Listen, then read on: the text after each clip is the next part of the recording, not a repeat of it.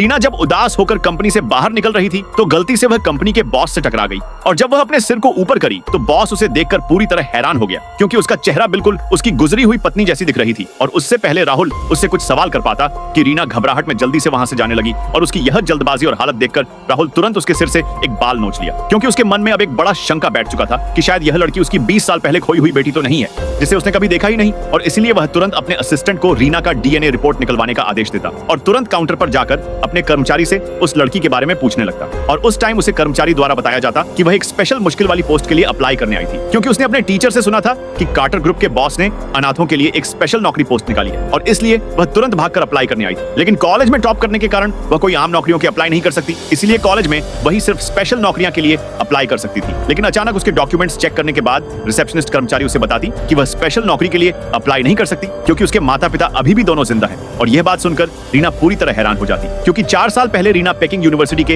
Acceptance letter लेकर वापस अपने घर वालों को खुशखबरी बताने के लिए लौटी थी। लेकिन जब उसने घर का दरवाजा खोला तो दीवार पर 3 ब्लैक एंड व्हाइट तस्वीर देखी जिसमें उसके माता पिता और उसकी बहन जिनका एक कार एक्सीडेंट में दुखद मौत हो चुकी थी। और उस टाइम रीना की नानी ने उसे रोते हुए बताया कि अब सिर्फ वह और उसकी छोटी बहन ही बची है जो जिंदा रहने के लिए एक दूसरे पर निर्भर रह सकती। और यह कहने के बाद नानी ने उसकी छोटी बहन को रीना को सौंप दिया और कुछ ही महीने में अपनी छोटी बहन की देखभाल करने के कारण रीना की जिंदगी पूरी तरह तबाह हो गई। उसे सिंघुआ पेकिंग यूनिवर्सिटी में अपना लास्ट मौका भी छोड़ना पड़ा क्योंकि अब वह ट्यूशन की फीस भी नहीं भर सकती थी और इसलिए वह अपनी छोटी बहन की अच्छे से देखभाल करने के कारण एक फ्री जूनियर कॉलेज में जाने का फैसला की और अपनी पढ़ाई के दौरान वह अपने परिवार का गुजारा करने के लिए पार्ट टाइम काम करने लगी और उसकी 4 साल की कड़ी जिंदगी जल्दी खत्म हो गई और आखिरकार वह एक ग्रेजुएट हो गई। और एक दिन रीना की टीचर उसकी कड़ी मेहनत पर कार्टर ग्रुप की कंपनी नौकरी के लिए अप्लाई करने की सलाह दी। लेकिन अचानक रीना को रिसेप्शनिस्ट कर्मचारी द्वारा पता चला कि उसके माता पिता अभी भी जिंदा हैं। और यह बात सुनकर रीना हैरानी से कर्मचारी के बताए गए एड्रेस पर गई और पाई कि उसके माता पिता अब एक खुशहाल जिंदगी जी रहे थे अपने परिवार को। इतना खुशहाल देखकर उसका दिल पूरी तरह से टूट गया क्योंकि उसके माता पिता